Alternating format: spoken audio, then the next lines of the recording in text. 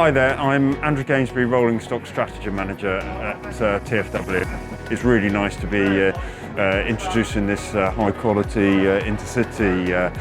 service back again, and the Mark IVs are definitely a step up from the Mark IIIs that were previously operating, with a lot higher standard of comfort and bringing back a more comfortable first class seats and the full catering offering. We're really excited to announce the fact that we've taken ownership of a further 30 Mark IV vehicles, and they're going to enable us to really enhance the service between South Wales and Manchester, again introducing the really high standard of first class and standard class accommodation. These trains that we've been lucky enough to acquire have actually been fully overhauled recently, so will require relatively little work to go straight into service.